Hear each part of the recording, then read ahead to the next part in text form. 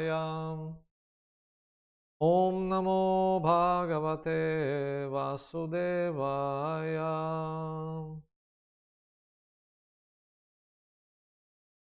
Так, 3 стих, 40 стих, простите, 3 глава, карма-йога. Мы сейчас прочтем санскрит.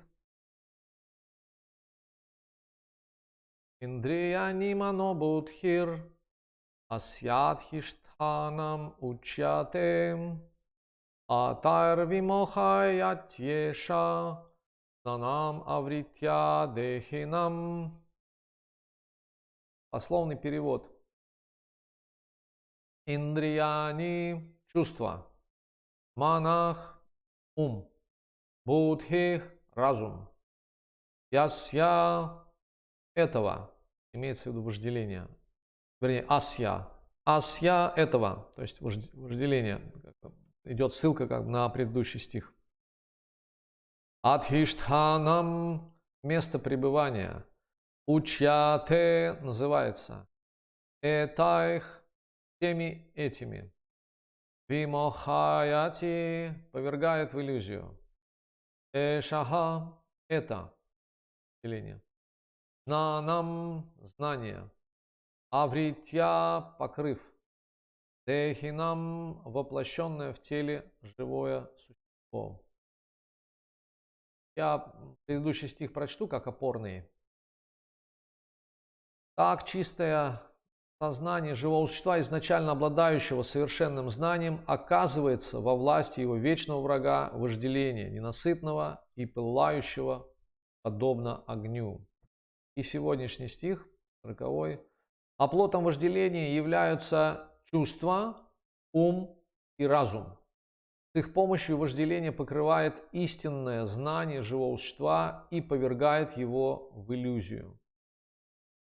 Когда сегодня я размышлял над этим стихом,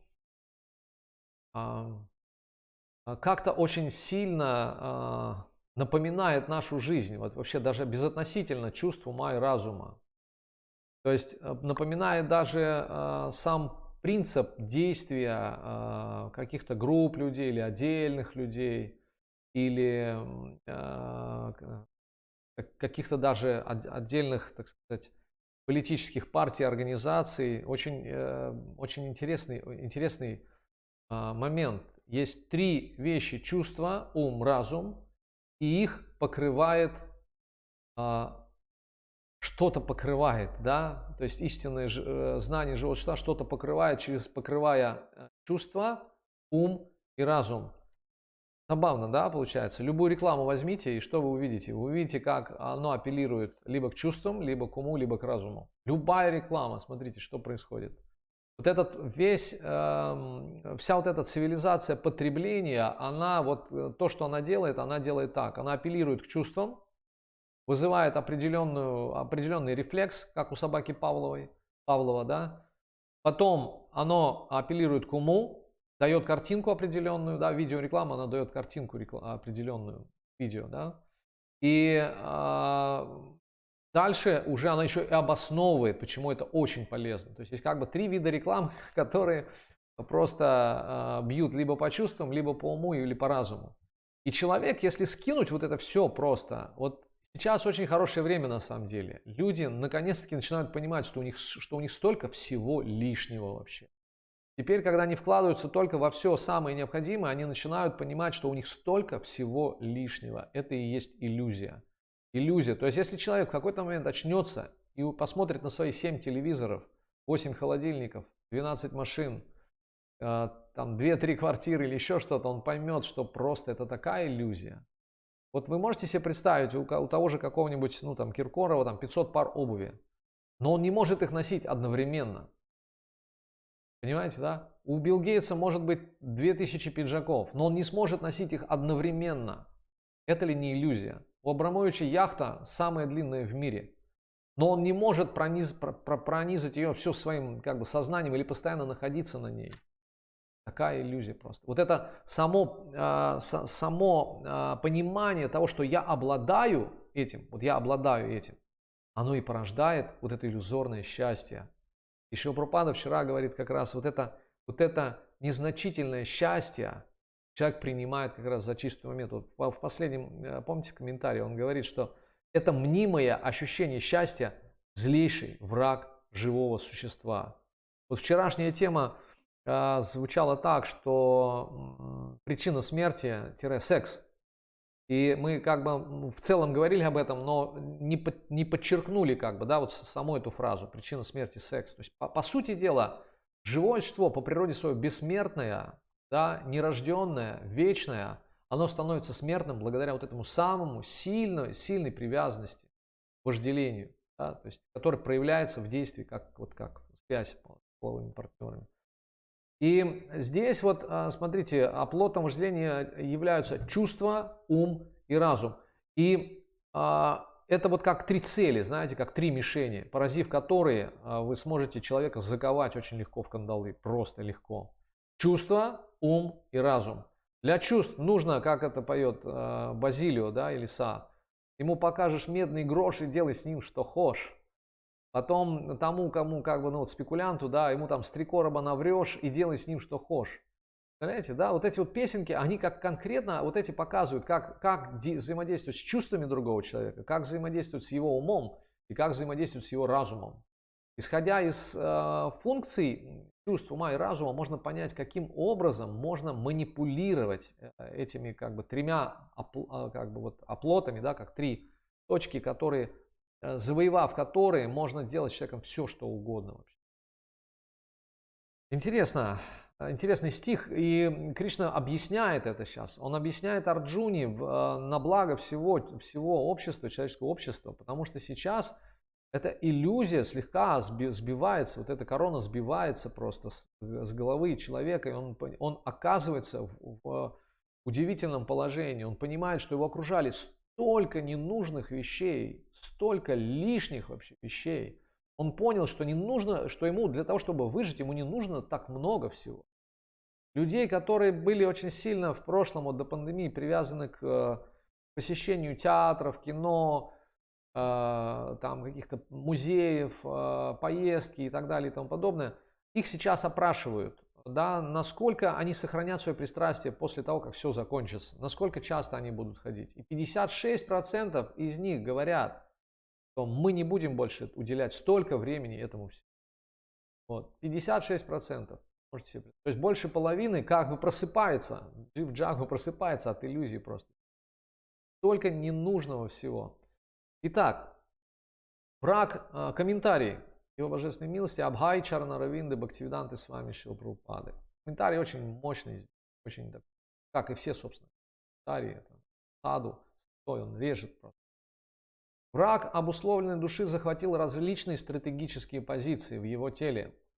Поэтому Господь Кришна указывает их, чтобы тот, кто хочет победить этого врага, знал, где его искать. То есть вы понимаете вообще, что Кришна открывает вообще людям Кали-юги? Он открывает, где искать этого врага. Потому что враг, если он замаскирован, он может палить, и вы не знаете вообще, откуда это происходит.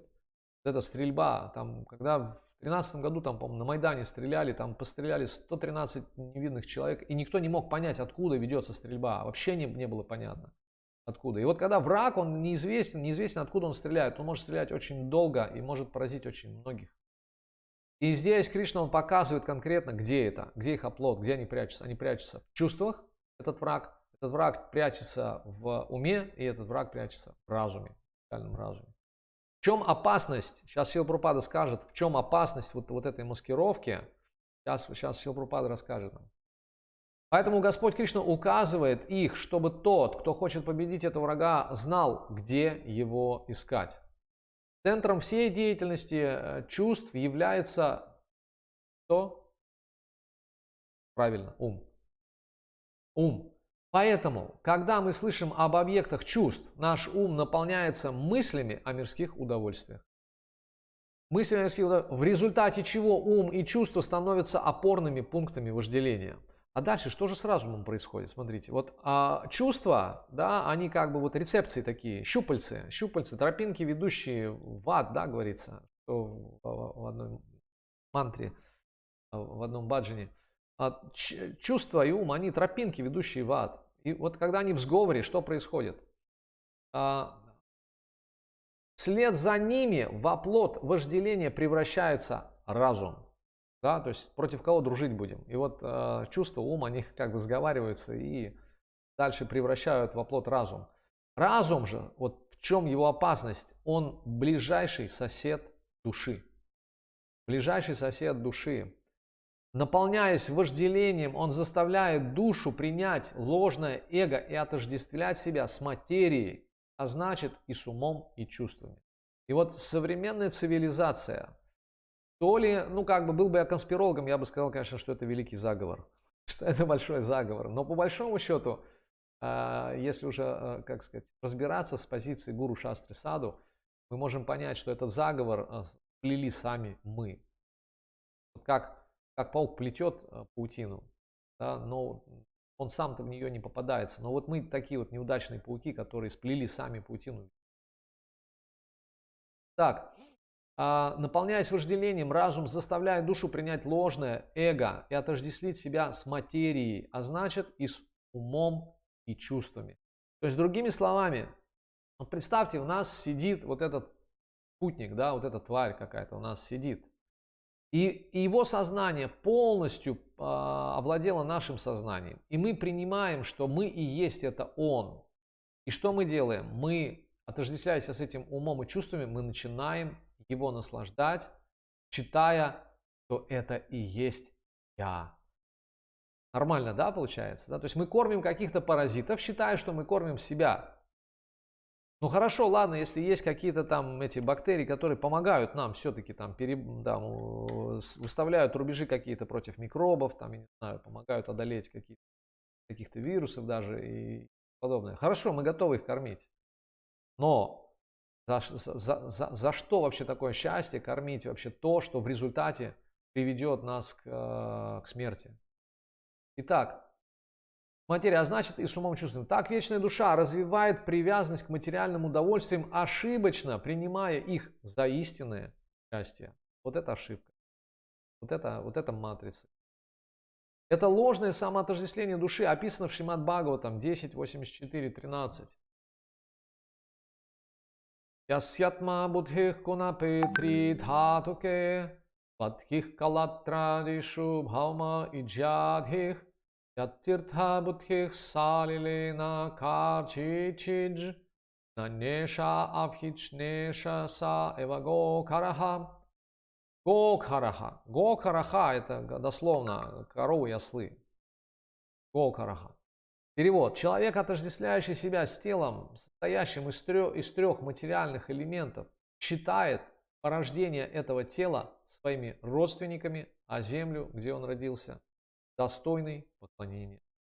Он отправляется в места паломничества только ради того, чтобы омыться в священных водах, а не ради общения с людьми, обладающими духовным знанием. То есть, другими словами, когда человек, ну то есть Ганга, она протекает не только в Праяге, там где-нибудь в Майпуре, в священных местах, в Ришикеше, она протекает повсюду, и она же даже, там, по-моему, в Дели она протекает, да? Ну или там Емуна, по-моему, в Дели протекает.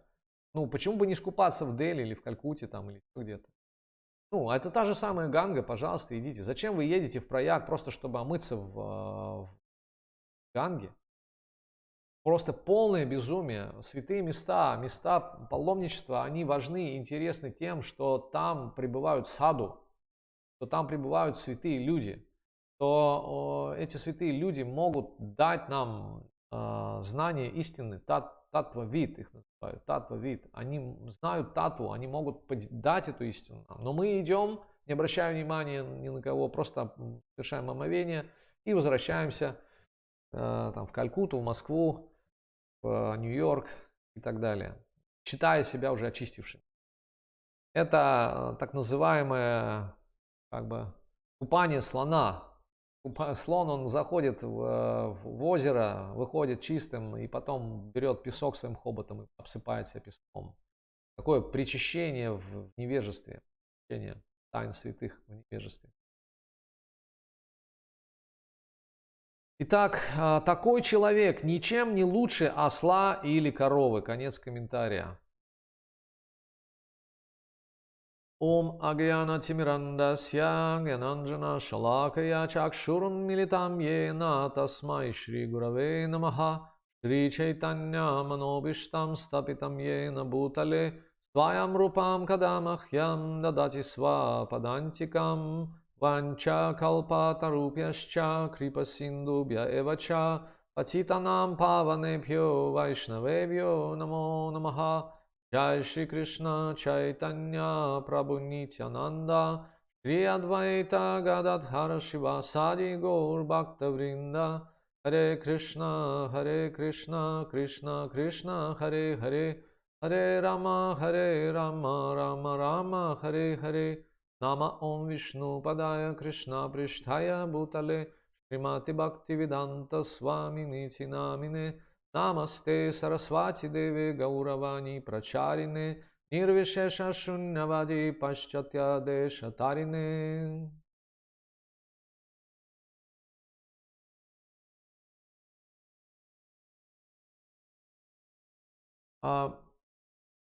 Известный ученик Бхактивиданты Свами Шрила Прабхупады, ученый, историк археологии Майкл Кремо, у него есть замечательная книга «Деэволюция сознания». Во всех подробностях он там описывает, как происходит вот эта деэволюция сознания. То есть наши ученые, они стараются обосновать вот все то, что им непонятно, теории эволюции, там уже не только Дарвина, но разными теориями эволюции. Но на самом деле то, что происходит с живым существом, на самом деле, это деэволюция сознания. То есть чистое по природе живое существо, попадая под влияние гун, божественной энергии, да, внешней иллюзорной энергии, по собственному желанию, решив испытать себя на прочность, что ли, да, вот, удовлетворить свое любопытство, побыть без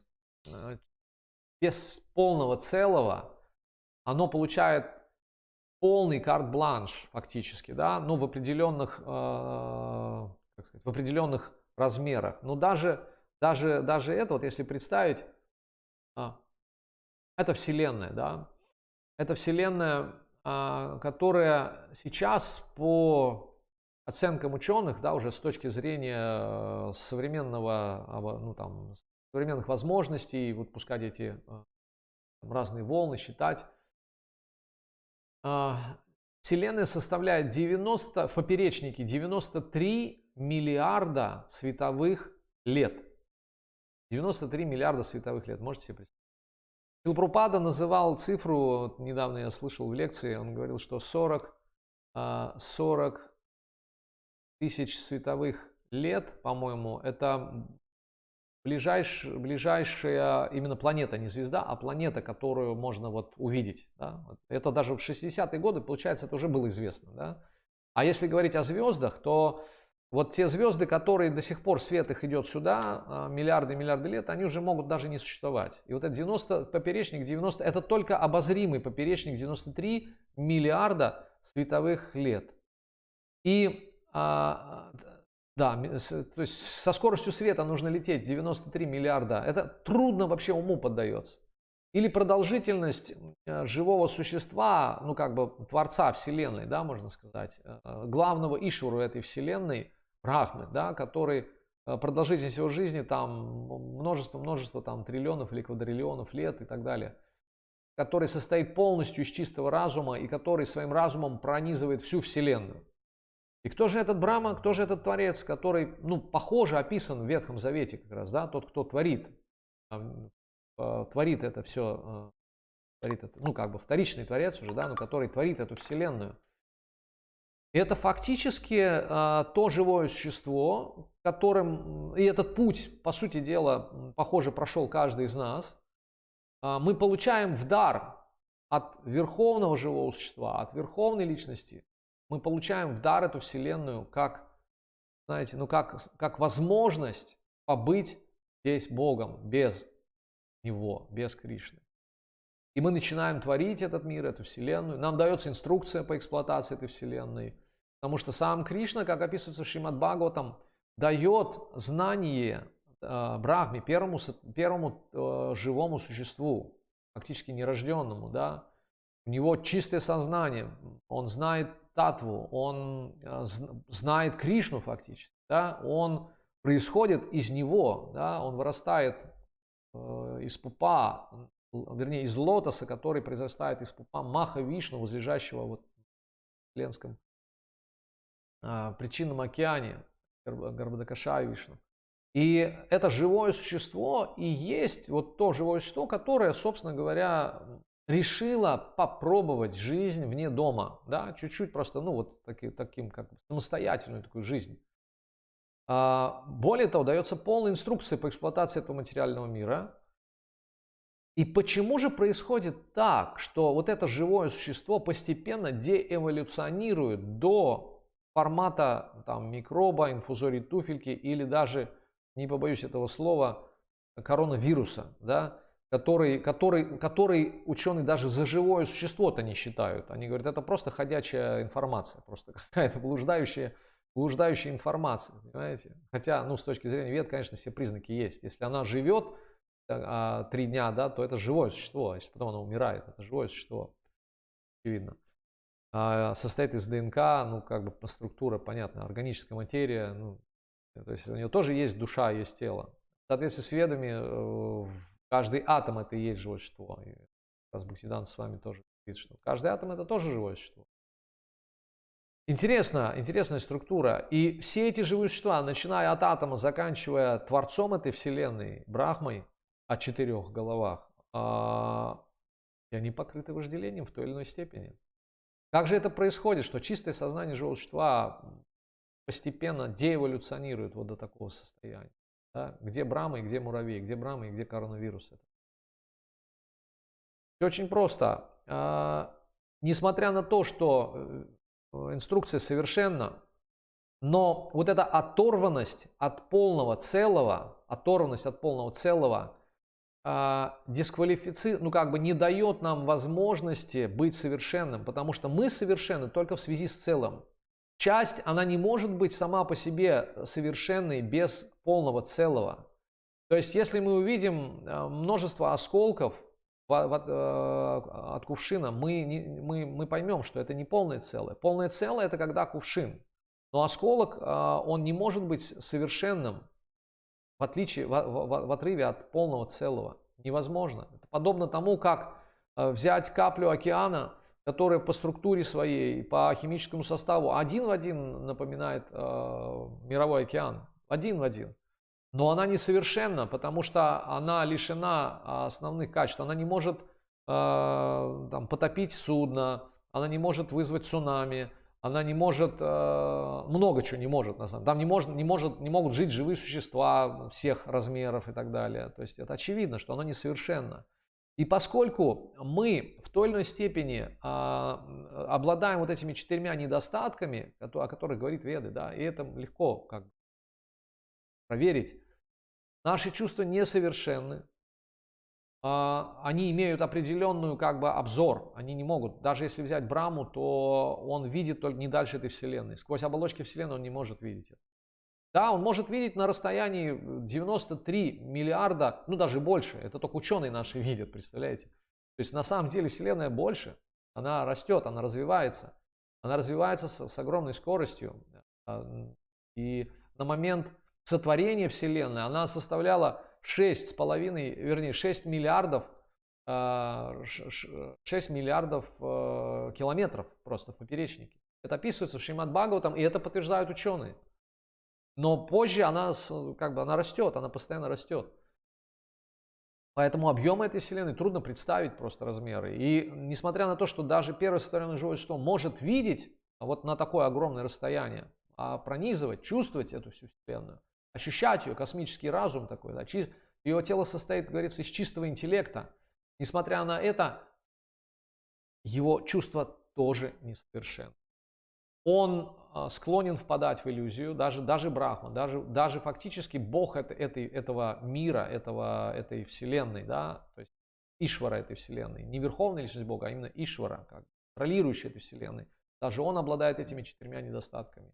И это подтверждается в Бхагаватам, да, то есть И более того, даже это живое существо склонно проявлять свое вожделение неспособным, бесконтрольным образом. Да? Мы знаем историю с Бхагаватом, когда Брахма привлекся своей собственной дочерью. Итак, как же это происходит? Эта деволюция сознания происходит за счет того, что наши несовершенные чувства, наша склонность впадать в иллюзию, наша склонность к обману и склонность совершать ошибки, она приводит к тому, что совершенная инструкция нами используется несовершенным образом, и из-за этого происходит деградация, деэволюция сознания. И именно это является причиной энтропии этого мира. Вселенная, она рано или поздно, она в какой-то момент возникла, она какое-то время существует, и в какой-то момент она умрет. И вот ключевой причиной как раз всего вот этой как бы непостоянности или временности является как раз вожделение. Почему? Потому что чувства, ум и разум, пропитанные или взятые в плен вожделением, как здесь говорится, покрывают знание живого существа. Истинное знание, здесь говорится джнаном, да, истинное знание живого существа. С их помощью, говорит Кришна, вожделение покрывает истинное знание живого существа и повергает его в иллюзию. То есть фактически то, что сейчас мы видим перед собой, весь этот мир, это не что иное, как иллюзия, но иллюзия высшего порядка. Это не какая-то голограмма, это не какой-то сон, это иллюзия с точки зрения того, что как бы шастры приводят такой пример, как отражение. Да?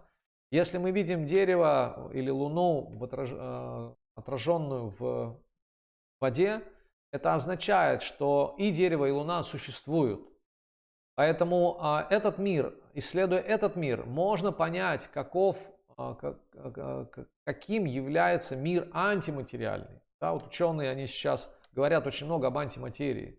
Они дошли уже как бы спекулятивным способом дошли до того, и более того, они даже через вот этот коллайдер они выделили античастицу. Они уже выделили античастицу и допускают, что если есть античастица, и они называют ее антиматерия, то, соответственно, если есть антиматерия, то есть и антиматериальный мир. То есть, что они, конечно, под этим подразумевают, надо разбираться. Но где-то они чуть-чуть правы уже, да, что этот мир, то есть они уже по формуле, они выводят иную реальность фактически. Да, уже через формулу они понимают, что есть иная реальность. Они до сих пор не могут понять, что такое гравитация. Для них это является тайна тайн, что такое пространство. И сейчас вот эта теория струн, она наводит их постепенно на мысль, что любые струны, вот эти как бы волны, да, есть представление, что вся Вселенная состоит из волн на самом деле, не из элементарных частиц, а что если вот эти элементарные частицы расчленить, то будут волны или струны, как они их называют. И струны означают, что должен быть музыкант и должен быть режиссер, а еще дальше должен быть композитор. Ой, не режиссер, а дирижер. Но еще дальше должен быть композитор, кто всем этим управляет.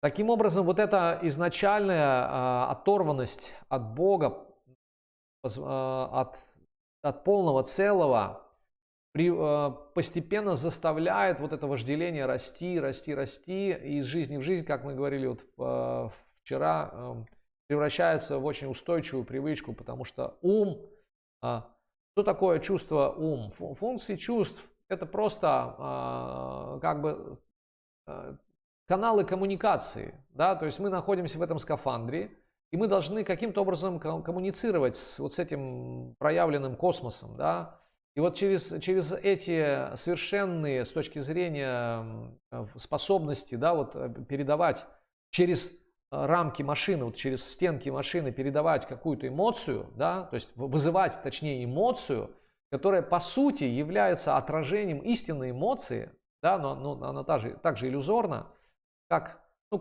пример, вы играете, допустим, в компьютерную игру в какую-то, да, или смотрите какой-то фильм, и у вас рождается эмоция определенная, да. у вас рождается эмоция, и вы реально испытываете либо радость, либо даже где-то страх, либо где-то переживание и так далее. Но знаете, интересный секрет заметили также психологи, что почему люди так любят смотреть фильмы, например, фильмы или спектакли. Почему они так любят смотреть фильмы? Потому что, с одной стороны, этот фильм вызывает в них целую палитру эмоций определенных, но, с другой стороны, будьте внимательны, эти эмоции не вызывают у человека, у живого существа страдания. То есть человек, понимаете, да? То есть он испытывает эти эмоции, но он как бы отстранен от этого. И некоторые даже философы, они говорят, это и есть состояние освобождения. Они говорят, это и есть освобождение. То есть, когда человек отстранен от этого, асактаха, он не привязан к этому, он как бы испытывает эмоцию, созерцая этот фильм, но поскольку это происходит не с ним лично, эта эмоция как бы она зеркальная, нет, она без последствий, без тех результатов, которые вот, ну, там герой испытывает, да, то получается, что он как бы, это как вам снится ужас какой-то во сне, да, вы целую палитру эмоций испытываете, но потом вы понимаете, что это сон, вы выдыхаете и пытаетесь сделать этот сон контролируемым, да, пытаетесь досмотреть, а чем же все закончится, и вам уже интересно, но вам уже не страшно. То же самое здесь происходит, это фильм. И человек, он находится в этой иллюзии, и до какой-то степени, конечно же, можно просмотр фильма назвать состоянием как бы Брахма-бути, да, Брахма-бута, то есть такое освобождение, да, когда это уже не влияет на нас.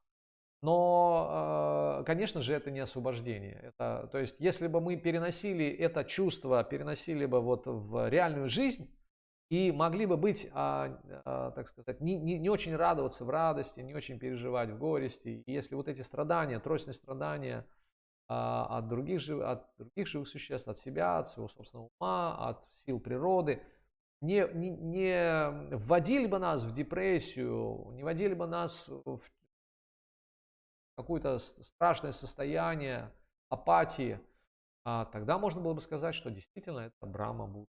Брахма-бута прасанатма, состояние освобождения. Но это не совсем так. Поэтому что происходит? Происходит то, что когда мы сталкиваемся с реальностью этого мира, а реальность это... То есть смотрите, логика очень простая.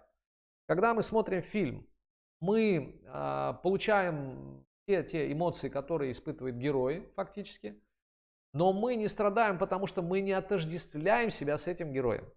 Как только мы отождествимся с этим героем, мы начнем страдать. Есть две техники в театральном драматургическом искусстве. Есть техника Станиславского,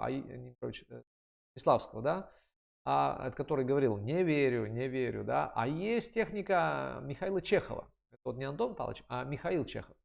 И знаете, в чем разница? Михаил Чехов утверждал, что театр или вот актерская игра – это йога, и что актер должен стать этим героем. То есть он должен перевоплотиться в него полностью, он должен чувствовать, вот если тот страдает, и он должен страдать, вот эта красота жизни. Вот он должен стать, вот именно стать этим человеком. Этот самый... Господи. Станиславский говорил, нет, он должен до определенной степени себя отождествить с этим героем, да, но он должен как бы со стороны смотреть на это. И вот это, знаете, вот эта система Станиславского, она как бы больше вот в России прижилась, а Чехов больше на Западе. Вот. Но Станиславский как-то вот, он как-то более проникновенно, что ли, вот он понял суть на самом деле, да, то есть живое что? Это то, что Кришна объясняет Арджуне на самом деле. Он не должен себя, то есть тот, кто себя полностью отождествляет с этим телом, говорится здесь, да, вот он приводит пример из Шримад Бхагаватам 10.84.13. Гокхарах просто. Гокхарах, не лучше осла или коровы. Вот Гокхарах, не лучше осла или коровы. Они полностью погружены в это, да. Мы говорили о примере осла, когда вот он идет просто за морковкой. Вот. И вот это вожделение, оно постепенно захватывает плацдармы. Как говорит Кришна сам, что даже одно блуждающее чувство может увести человека в тартарары. Иисус что-то похожее, он говорит, если, как же, ну, я не ручаюсь за точность, да, но смысл такой, что если один из членов тела повергает тебя, ведет тебя, как бы вот, вводит тебя в блудную, то лучше отсечь его, дабы все тело не сгорело в гиене огненной. Вот как бы примерно так он говорит. И если, да, он говорил даже так, что если даже глаз совращает тебя, то выколи или выброси этот глаз, там, или выколи этот глаз, что-то в этом роде, ну, очень жестко, допустим. Почему? Потому что через органы чувств, наши чувства, как вот эти каналы коммуникации наши, да, глаза, уши, нос, это то, через что мы коммуницируем с этим космосом проявленным.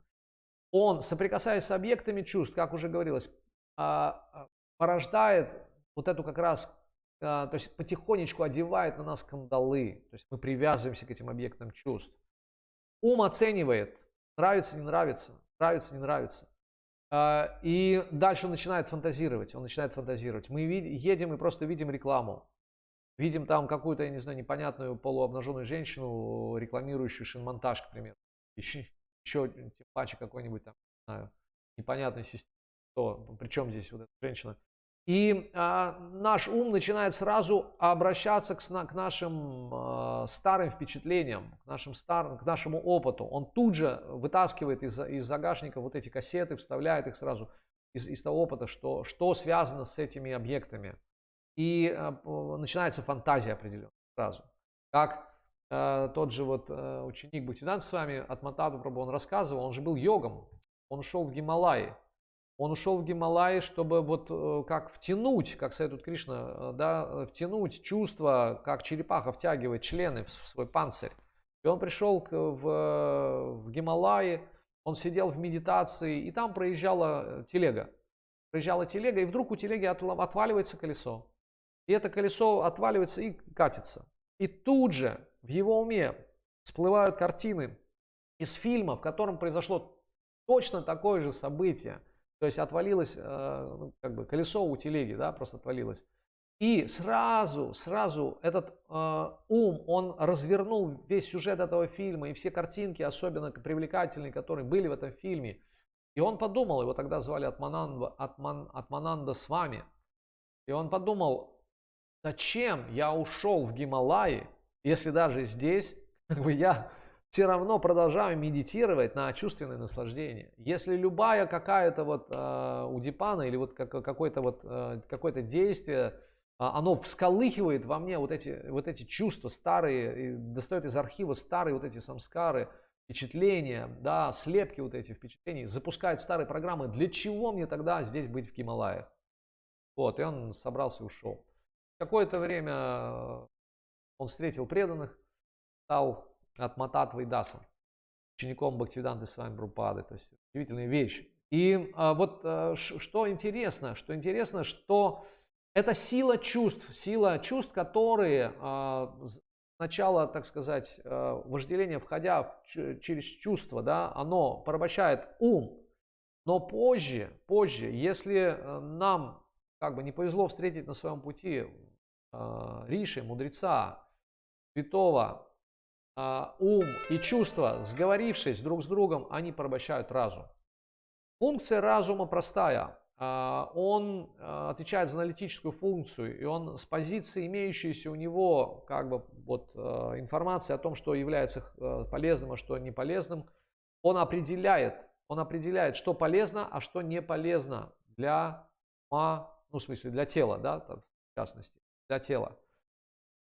И как же он может определять? Он может определять только исходя из того вот, опыта, который у него есть. Ну, к примеру, если он находится под влиянием 3 гун материальной природы, и он отождествляет себя с этим телом, и он понимает, что, ну, к примеру, есть мясо вредно, потому что в нем холестерин, то он дает команду уму: нет, нельзя, там холестерин.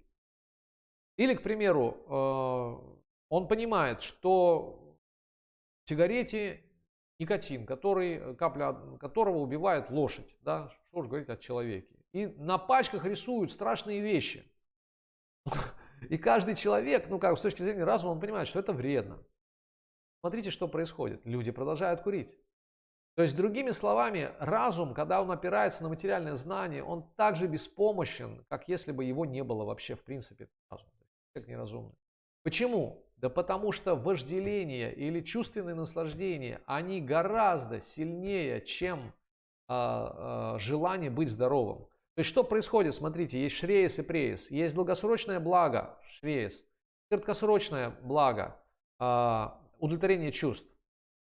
99% они живут так, чтобы иметь синичку в руках. Вот знаете, вот сейчас я хочу квартиру, а то, что потом у меня ее заберет банк за то, что не уплатил ипотеку, меня уже не колышет. Я, по крайней мере, годок поживу как следует. Ну или сколько там мне дадут пожить. То есть я хочу сейчас получить машину, уже сейчас на ней рассекать, уже сейчас создавать впечатление проходящим мимо, так сказать, меня девушкам. И я хочу сейчас, и мне не важно, будет ли у меня возможность отдать этот кредит позже. Вот. И бывает так, что человек разбивает машину гораздо раньше, чем выплачивает. То есть ее уже нет, а он продолжает выплачивать ее. Ужасная вещь просто. Вот эта цивилизация, она заволакивает как бы сначала через чувства, через рекламную картинку, она говорит, она сулит, дает посулы. Смотри, ты будешь как выглядеть ты будешь в этой машине, там, я не знаю, или пришло время, там, если уж сидеть дома в заперти, да, то сидеть в пятикомнатной квартире, да, чтобы у каждого по квартире было, покупай сейчас, и так, то есть использую как бы ситуацию, она просто воздействует на чувства, а чувства делают уже свою работу. Что они делают? Они говорят уму, давай, да, ум начинает фантазировать, они заводят как бы, они просто заводят, ум начинает фантазировать. И знаете, что я вам скажу? Интересная вещь.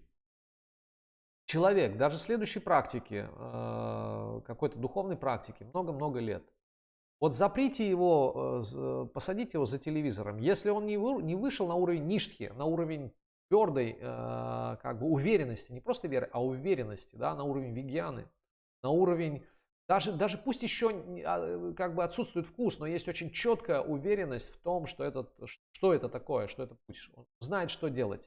Вот если такого человека, не достигшего этого уровня, запереть, ну или не запереть, я не знаю, просто сказать, вот посмотри вот это, посмотри вот это, посмотри вот это, и человек начнет это смотреть, очень быстро примет ту концепцию, которая ему будет навязываться. Очень быстро. Почему? Потому что современные как бы технологии, я не говорю сейчас про политтехнологии или там социальное программирование или еще что-то, очень легко могут работать вот с сознанием человека. И зная все эти законы устройства тонкого тела человека. То есть просто нужно дать стимул чувствам, дается стимул чувствам, и ум сам автоматически вытягивает из базы данных тот файл, который соответствует вот этому импульсу. Он вытягивает сам и начинает фантазировать. Дальше сразу рождается желание. Я хочу это получить. Разум, если он слабый, он может оценивать, это можно или нельзя. Но даже если он сильный с точки зрения материального знания, он может сказать нельзя. И на какое-то время человек готов говорить, да, все, бросаю курить. С понедельника бросаю курить. И правда перестает курить. Но это шреес. И шреес, который, я-то все равно умру. Чем мне это тело жалеть, да? Непонятно вообще, будет рак, не будет рак, это еще бабушка надвое сказала. А вот кайф, который я получаю от сигареты или там наркотика, или вина, он уже сейчас может быть мне доступен. Вот в чем дело. То есть, и получается, что человек, у которого даже разум, искушен, да, и понимает, что это вредно, и даже в какой-то момент запрещает уму, то дальше ум говорит, ты меня обманул, ты меня обманул, ты меня обманул, ты мне не дал ничего более сладкого. То есть ты забрал, ты не разрешаешь мне курить, но ты не даешь мне ничего сладкого. И вот это вот, понимаете, да, о чем речь идет? То есть обманутый ум, он хуже, чем пружина, он выпружинивает просто и говорит, ты обманул меня, вали отсюда, пожалуйста, уйди отсюда, ты обманул меня, ты не дал мне ничего взамен. И вот в этом-то как раз проблема современного разума. Почему? Потому что вожделение потихонечку завоевывает разум, и дальше оно, как говорит здесь Шрила Прабхупада, оно подбирается к душе, то есть к самому живому существу. И оно говорит, смотри, все это ты.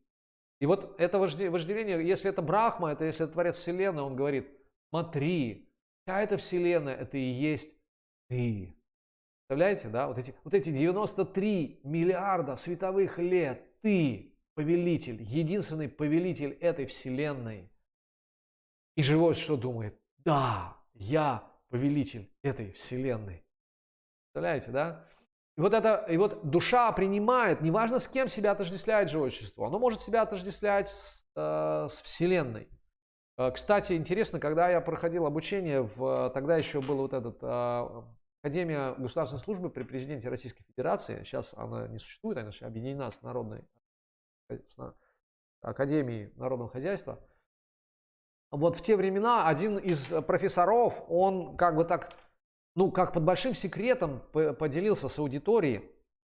Он сказал: вы знаете, он сказал так: вы знаете, что сейчас многие ученые втихаря как бы начинают верить в то, что Земля — это и есть живое существо. Потом оглянулся, посмотрел направо-налево и сказал: и даже возможно, что и галактика — это тоже живое существо. До Вселенной он не дошел еще, но он был очень близок. Вы понимаете, ученые начинают догадываться, что за всей любой организованной материей стоит сознание. Сознание — это значит живое существо. И как можно тогда назвать коронавирус неживым существом?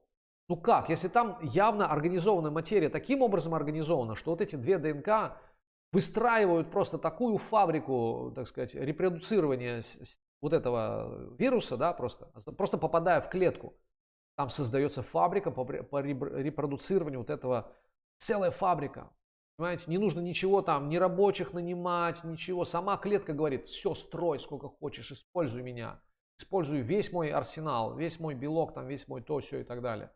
Ну как можно сказать, что это организованная материя, да, вот эта вот, она не является живым существом? Ну как?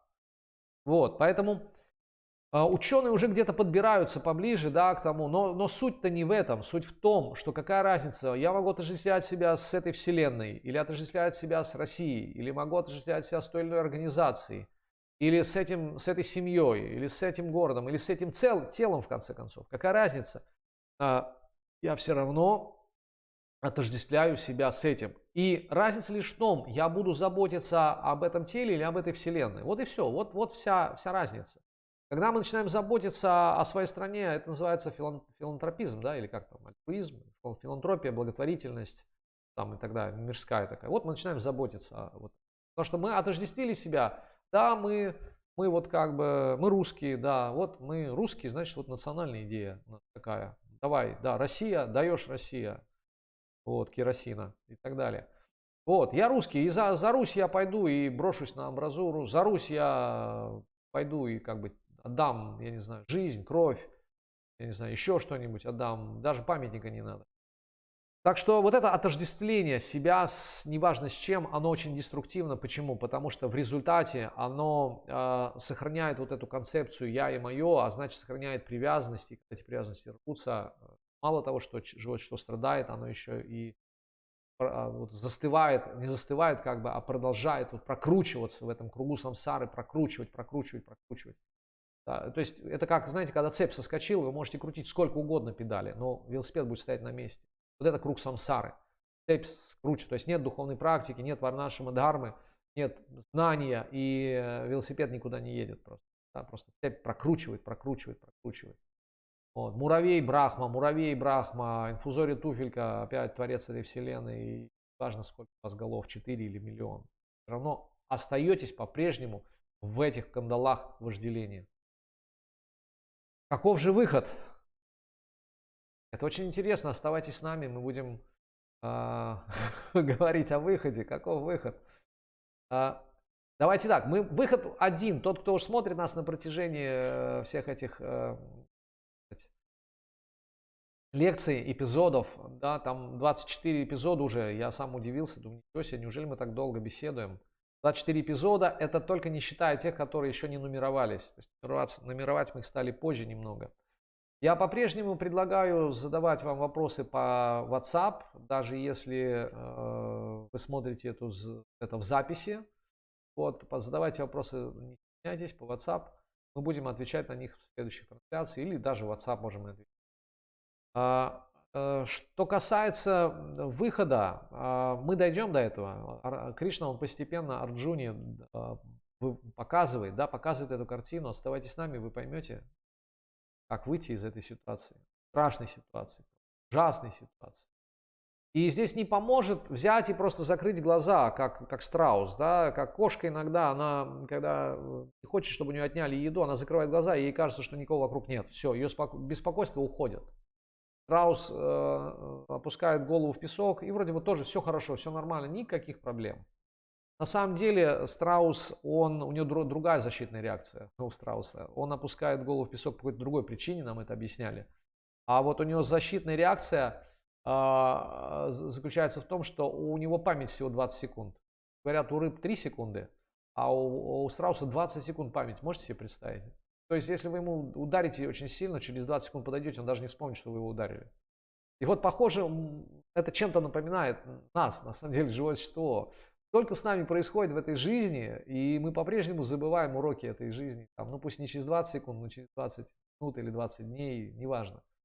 Вот. Почему? Потому что злейший враг живого существа, вожделение, покрывают вот эти 3 оплота: чувство, ум и разум. Поэтому, чтобы разум, там дальше Кришна, он будет говорить как раз, но мы уже говорили немножко об этом, что вожделение можно одолеть с помощью одухотворенного разума.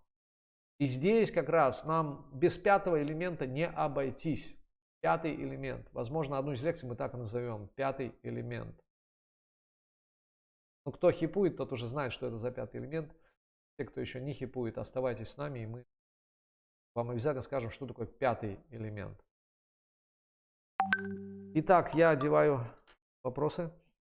Какие-нибудь дополнения? Да, Пуршон Гуранга. Да, Юткам Прабhu, спасибо большое за лекцию, за информацию. Ну, конечно, да, вопрос возникает, что со всем этим делать, потому что на самом деле посмотреть, что мы видим, это идеальная тюрьма, в которой нету стен и нету охранников, в которой мы сами себя заточили. Да, и при этом в которой нет ощущения тюрьмы, да, в этом-то иллюзия вся. Да. Вот. Поэтому у меня даже вот, ну, как бы просто такое предположение, да, что действительно люди этого не понимают. И самое интересное, что они настолько опасны, настолько заняты вот этим списком желаний, которые у них есть, что им в течение всей жизни некогда задуматься, остановиться и задуматься вообще о смысле жизни, о цели жизни и вообще. То есть они вот насколько сильная эта иллюзия.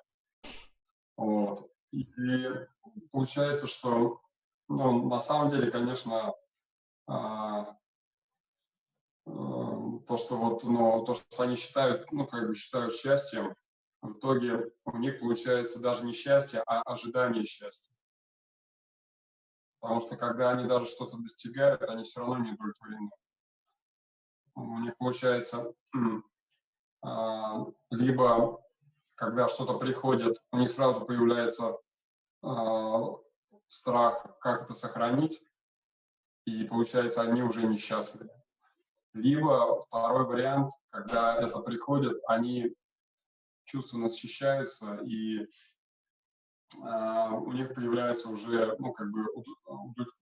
быстрая удовлетворенность, буквально, может быть, несколько дней, и они уже, не считают это чем-то таким, особенным.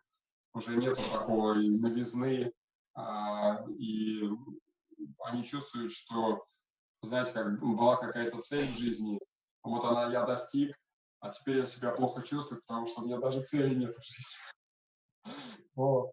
И вот если посмотреть, то люди находятся вот в в этой ситуации именно ожидания счастья.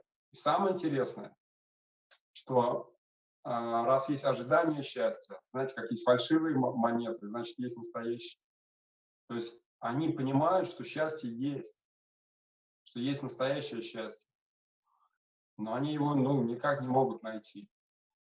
И вот, ну, я надеюсь, что вот как раз-таки следующие лекции, они как раз-таки, мы сейчас не будем рассказывать об этом счастье, как раз можно будет понять, что такое настоящее счастье, да, это из следующих лекций, и а, Господь Кришна об этом расскажет тоже. Ну, вот как-то так. Хари Кришна. Да, спасибо большое, Пуршан Гуран Прабху. Очень так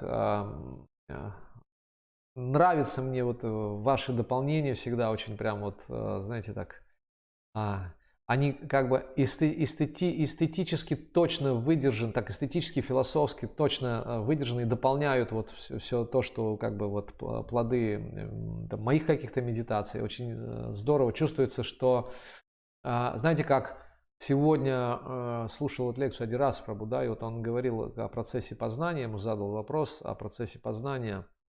И он сказал, что процесс познания, он сопровождается как бы тремя вещами. Это слушание, повторение и запоминание. То есть как бы киртаном, вернее шраваном, киртаном, смараном. Потом идет мананом, то есть размышление, именно размышление. И только после этого уже идет медитация. Медитация, то есть другими словами, мы как бы действуем полностью, то есть полное сосредоточение на чем-либо. И вот ваше присутствие как бы здесь в Zoom, оно меня очень сильно вдохновляет, потому что я вижу, как вы очень сильно сосредоточены вот на этом материале. Да? То есть вы прям вот именно сосредоточены. Это подобно тому, как вот один раз он привел этот пример как раз, как например, хирург, да, или вот он сосредоточен на операции, да, его очень сложно отвлечь, его сложно вывести из этой вот медитации, да. Это как, там, я не знаю, какой-нибудь следователь или частный детектив, который очень погружен, вот он просто размышляет, он в эти видит все нити. То есть любой специалист, да, вот когда он погружен в свое дело очень серьезно, это вот медитативное состояние транса такого, из которого, ну, сложно просто отвлечь. Это вот как раз та третья составляющая познания, которая в результате дарует нам вот эти все качества, о которых Кришна говорит в 12, да, по-моему, главе, в 13 главе, стих 8 по 12, то, что он называет знанием, да, он называет знанием, перечисляет качества вот эти человека. И вот именно отвечая на этот вопрос, он как раз так сказал, так настолько, ну, как бы стало понятно, что же такое знание и как оно ну, и реально появляется. Потому что если мы обладаем знанием, но не действуем в соответствии с знанием, то это не есть знание, по большому счету. Это не есть знание, это информация. Но когда мы действуем в соответствии с полученным знанием, вот это уже и называется знание. Вот, так что спасибо вам большое. Надеюсь, ничто вас не будет отвлекать от присутствия на этих беседах. Вот, и я буду, я буду, ну да, то есть пока, как бы, я понял вашу, как бы, эмоцию, пока идет самоизоляция, да, тут, в общем-то, есть возможность находиться вместе в эфире, по крайней мере, да. Хорошо, спасибо. Мы тогда прощаемся со всеми до завтра. Завтра будет не менее интересная тема. Я даже не знаю, процитировать стих или нет для затравки. Ну, я, может быть, начну, поэтому уже само по себе интересно, да, то есть вот когда вы говорите, а потом говорите, поэтому, и вот сейчас мы потираем руки, вот часто и будет как будто бы ответ, да, и он говорит, поэтому, о лучший из Бхарат, прежде всего, а вот дальше мы завтра разберем, что прежде всего, вот, так что все тогда, всего доброго, до завтра. Ну, все, спасибо большое. Все, Хари Кришна. Да, спасибо. Поклоны, поклоны. Мы также прощаемся с теми, кто смотрел эту трансляцию. Мы просим вас присылать вопросы, а также подключаться в Zoom. Если у кого-то есть желание подключиться в Zoom во время этих бесед, пожалуйста, вы видите номер телефона, указанный на экране, 8915 178 59 84. Вы можете прислать заявку, я вам вышлю идентификационный номер и пароль входа в Zoom. Это будет гораздо интересней. Вот, так что всего вам самого наилучшего. Будем ждать вас завтра в это же время на 17:00.